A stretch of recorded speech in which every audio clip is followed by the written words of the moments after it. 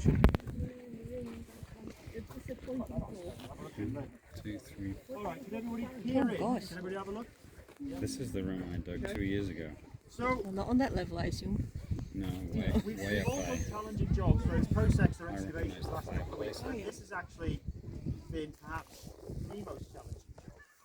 And the reason for that is it's just been sheer bloody hard work. And on top of that, chaps in here have to entertain the public. And they've had to pull their belts up, which as you know for me is challenging.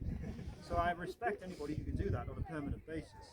And what they've been doing down here is getting bloody close to the anaerobic, but not quite into the anaerobic. And I'm sorry boys, but if we'd had that extra day that it didn't rain, we'd have probably been in there. So they took And if we hadn't found the floor? the floor is a problem. So, so they took off a surface here, a very rough surface, which is about this level, and a rubble packed with clay, which is probably Hadrianic, or late Hadrianic, and they popped down and they found big flag surface, a clay packing floor, a little room divide with stones set on their edge, and another rather nice flag floor on the other side of that. Just underneath here, about that far down, should be the first anaerobic level. But 30 years ago, where I'm standing now, would have been anaerobic level. So that's the amount of degradation that's come through the site. Now it's heartbreaking, but it's really useful what the boys have done here so we can actually see that and we can understand that process, how it's cascading down. Because the Hadrianic fortress produced writing tablets, textiles, basketry, all sorts of cool stuff. Barrel staves, wattle and daub fences standing this high, that's all gone at this level. But they've proved it, and that's one of the reasons we're out here, is to see what state the site is still in, what is left for us to discover. And the boys have shown that that Hadrianic level is a mess. They did, however, rescue a hell of a lot of bone, pottery, and some other nice bits and bobs. So there are still those things on those levels which will help us date. Stud, Your little stud. Yeah, your yeah. lovely little stud. Beautiful, yeah. So that's helped us to understand the period that they're in and the material that's coming from there.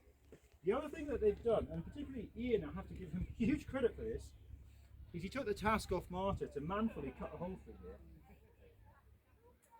And this here is our Antonine foundation, big rubble trench. And one of the questions we had is it sitting on this floor or have their horrible buggers sliced through it?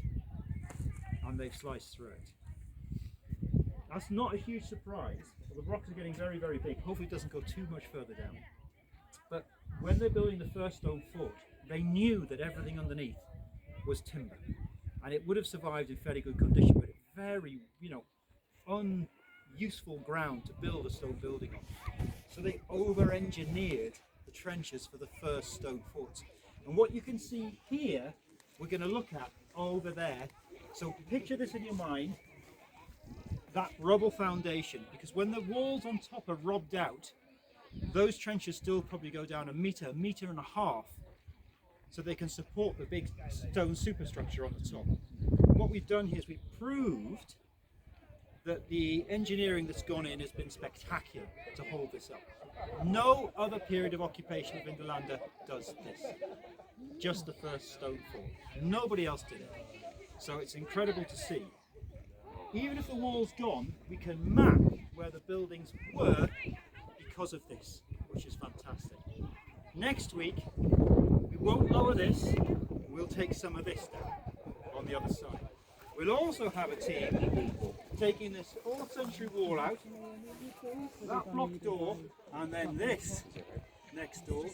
This is Eric Birley's backfill from 1931-32. It's going to come out, and we're going to lower this section down, showing what's on the other side of that down here, and seeing how far they got in the 1920s and 30s when they were looking for the headquarters building over there. So that's the next part of this project. But ultimately, in the next 2 years, what the lads have done in here will be replicated in every single room going up this street. Now, come up the street, come up and gaze into the Centurion's apartment